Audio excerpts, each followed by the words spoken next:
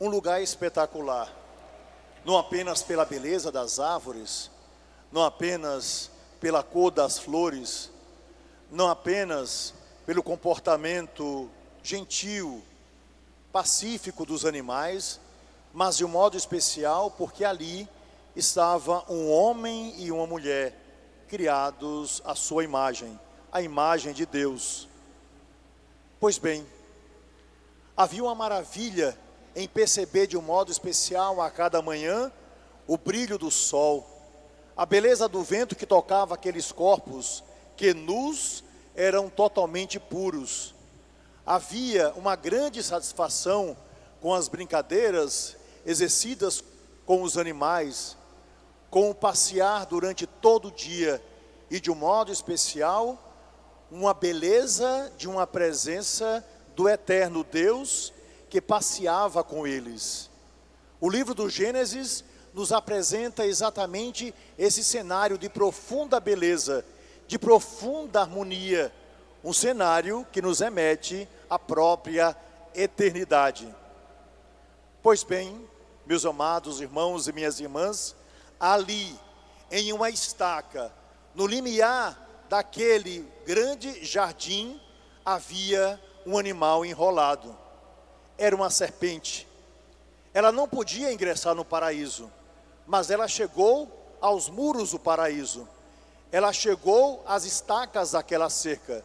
Ela chegou para tentar confundir e conseguiu o primeiro homem e a primeira mulher criados por Deus. Alguns autores dizem que a árvore do paraíso ficava exatamente ali, perto daquelas estacas, daquilo que hoje chamaríamos de muro, para que Adão e Eva, vivendo no centro com Deus, não pensassem sequer de se aproximar do mal que ali estava. Mas, entre um passeio e outro, entre uma curiosidade e outra, entre um desejo imenso de conhecer os seus limites, eles chegaram àquele lugar. E nós sabemos qual foi o resultado. A serpente conversou com Eva. Um fruto lhe foi sugerido. E o pecado, por ter sido tragado esse fruto, finalmente foi absolvido por toda a humanidade. Ora, meus irmãos e minhas irmãs, o evangelho de hoje começou nos falando que Jesus estava em um jardim. Era ali que ele levava os seus discípulos. É ali que ele levou em primeiro lugar os 12 que ele havia escolhido. E depois tantos outros que queriam ouvir palavras de eternidade. A alegria de uma presença e a certeza de que o céu estava no meio deles. Jesus passeava com os seus apóstolos. Deus passeava no meio do seu povo. Jesus estava ali com eles. E agora era o fruto bendito do ventre da Virgem Maria que finalmente estava no meio da humanidade. Mas o evangelho de hoje nos diz que eles estavam no jardim, mas era noite. As trevas haviam dominado não o jardim, não a vida de Jesus, não a vida daqueles 11 que estavam com Jesus. Um havia se afastado e trouxe, junto com tantos outros, o mal para aquele jardim. Ora, meus amados irmãos, minhas amadas irmãs, a serpente que estava no limiar do jardim, entrou no jardim. É Judas Iscariotes. A serpente ingressou no coração daquele homem que se abriu ao pecado. A serpente ingressou naquele lugar para tentar tirar do coração dos homens aquele que é o Senhor da vida.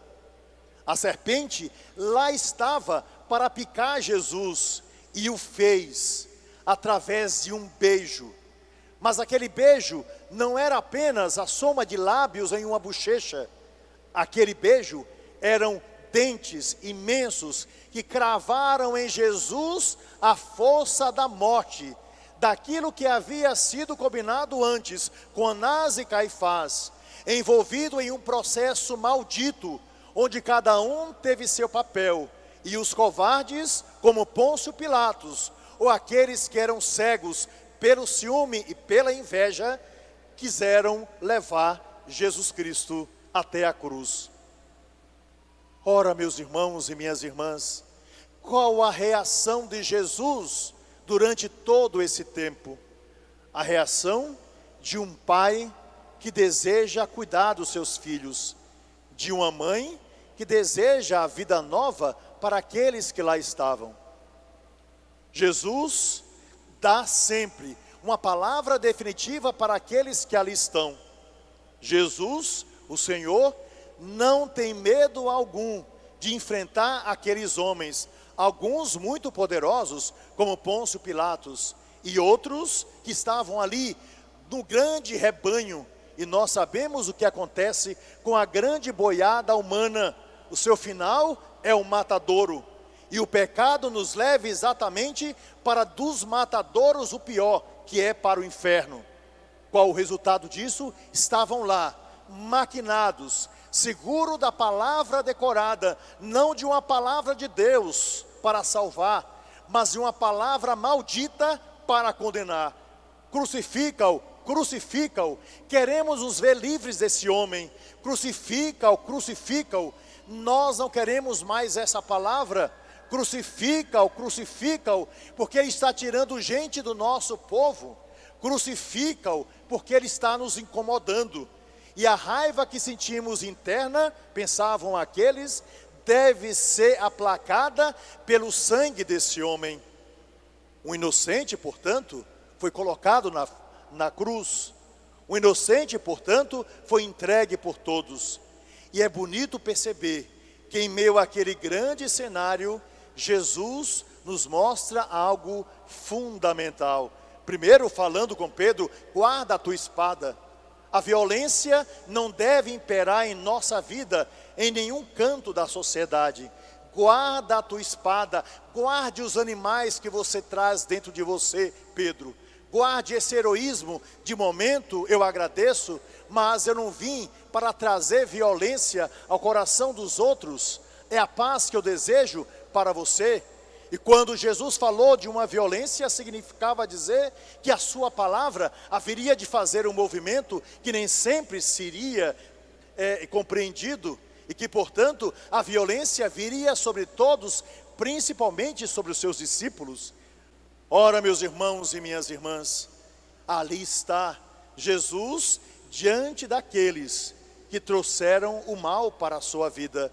Mas Jesus vai até as últimas consequências, dizendo palavras de verdade para aqueles que não queriam a verdade e queriam matar a verdade. Portanto, estavam seguros das meias verdades ou das mentiras que traziam no coração.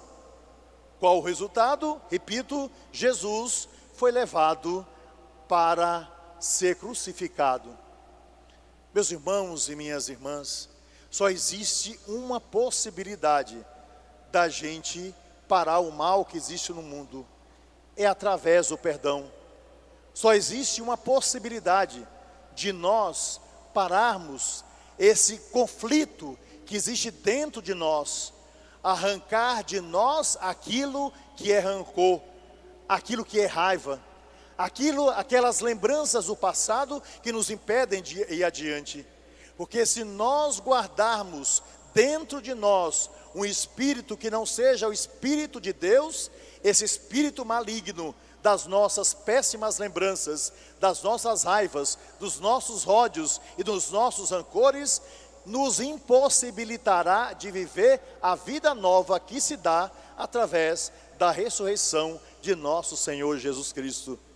E assim, aquele momento crucial da cruz de nosso Senhor legou para nós 3 alegrias definitivas. A primeira delas é que Jesus nos concedeu o perdão em meio ao seu sofrimento, em meio às cusparadas, em meio às bufetadas, em meio a tantas coisas tristes que ele viveu. Por amor a cada um de nós, ele foi até as últimas consequências, nos dando o seu perdão. A cada um de nós, a nós que o amamos, mas também àqueles que o odeiam. Deus deseja a todos, mas respeita a escolha de todos. Deus deseja a nossa vida. Deus nos oferece o paraíso. Deus nos oferece sempre uma nova oportunidade. Deus abre as portas para nós. E Ele grita nos nossos ouvidos, como Ele gritou na cruz. E a passagem nos diz isso, para que a gente ouça mais a voz dEle do que a voz da serpente. Mais a voz da verdade do que as meias verdades que colocaram em nosso coração. Mais a palavra viva que tudo transforma do que a mentira que isola, que mata, que fere e que nos faz perder o paraíso querido por Deus. Assim, o grande tesouro e o primeiro deles é o perdão. Mas existe um outro, meus irmãos e minhas irmãs, se dá pelo presente que Jesus nos deu quando estava na sua cruz. A sua mãe, a nossa eterna intercessora, olhando para o discípulo amado, que sou eu e você, como foi João naquele momento, ele vai dizer: eis aí a tua mãe, eis aí o teu filho. Ou seja, o presente da intercessora, da mulher de todas as dores, daquela que não traiu Deus ao longo de toda a sua vida, concebida sem pecado original. Mulher forte, que foi até as últimas consequências para completar na dor do seu coração o projeto que Deus queria para a sua vida. E ela foi o tempo todo, e não apenas ali naquele instante de cruz, mas também por causa disso, sobre experimentar a graça da ressurreição e de uma vida nova que ela viu para toda a humanidade por causa do seu Filho. Eis a grande graça, eis a grande alegria, eis a grande bênção que todos nós recebemos pela intercessora, não apenas de um tempo, mas de todos os tempos, daquela que inegavelmente é a nova Eva, daquela que disse sim ao anjo, daquela que viu seu Filho amar, perdoar e salvar toda a humanidade, daquela que nos resgatou através do seu exemplo, a beleza de um perfeito seguimento de nosso Senhor Jesus Cristo. E finalmente, o terceiro presente que Jesus nos dá através de sua cruz é a nossa salvação. Essa cruz é sinal de salvação para nós. Nós a veremos diante dos nossos olhos daqui a alguns instantes e contemplaremos naquele sinal, por aquele que lá está, a salvação que veio para cada um de nós. E só existem duas possibilidades: ou nós abraçamos a graça de Deus que deseja abarcar toda a nossa vida, ou nós nos perdemos, deixando a cruz de Cristo para o lado, para buscar um outro lugar fora do paraíso que é Ele. Assim, meus irmãos e minhas irmãs, que cada um de nós, nessa sexta-feira santa, acolha o perdão que vem de Deus, mas que a gente dê o perdão. Acolha a intercessão e a mãe que recebemos e peçamos a ela por aqueles que ainda não conhecem Jesus Cristo, e acolhamos a salvação que abarca a nossa vida, que começa agora, se nós tivermos a coragem, também nós, de abraçar a cruz do Senhor e com Ele caminhar, certo de que o Calvário será vencido, a dor será superada e a vitória sempre será a de Deus.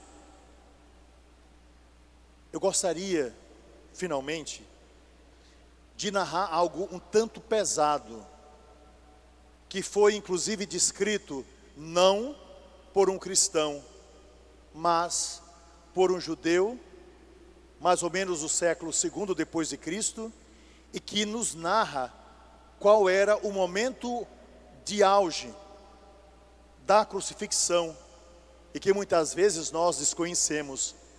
Talvez a gente não fale por ser muito triste, mas é fundamental entender a palavra de Jesus quando disse no final: tenho sede e tudo está consumado. Vejam só o que é que ele nos diz: alguém que viu homens e mulheres sendo crucificados por causa, daquilo que eles apresentavam, diferente do que os romanos queriam naquele período. Ele nos diz o seguinte, que cada soldado romano, conforme a sua cultura, trazia sempre em uma vareta de madeira, em cima uma esponja, que eles chamavam de ensopo. Essa esponja era utilizada para que depois de fazer suas necessidades naturais, ele pudesse, naturalmente, fazer a limpeza final. Passando essa esponja, naturalmente, no vinagre ou numa água corrente, para depois deixar ali, depois da sua limpeza, a fim de que ele pudesse utilizar outras vezes. E outros utilizavam essa mesma esponja, porque eles acreditavam que o vinagre era capaz de matar todos os germes. Chega o momento definitivo em que Jesus diz, tenho sede. Um soldado, disse o Evangelho, vai até o lugar onde está a esponja que ele havia utilizado para a sua limpeza após as suas necessidades naturais. Ele pega a esponja que está molhada no vinagre e encosta nos lábios de Jesus. E o Evangelho nos diz que Jesus consome aquele vinagre.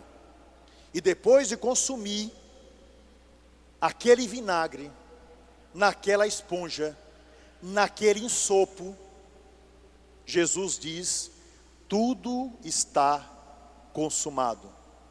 Ou seja, a última coisa, o último presente que a humanidade deu a Jesus foi exatamente isso. Tudo está consumado.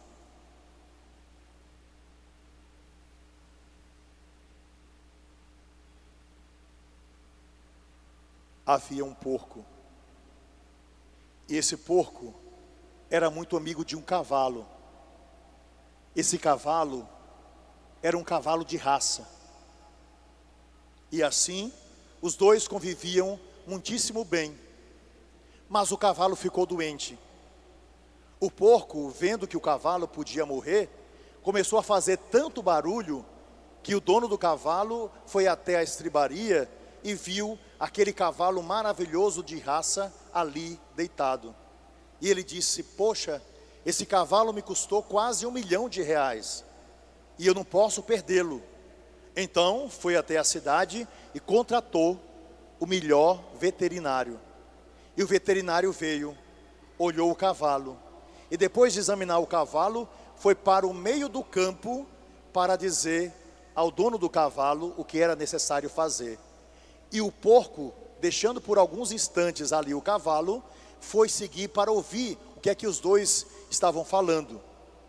Resultado, naquele instante, o veterinário disse ao dono, olhe, seu animal está com um vírus terrível, ele pode morrer a qualquer momento, eu vou dar uma injeção, se ele em 3 dias não melhorar, nós teremos que sacrificá-lo.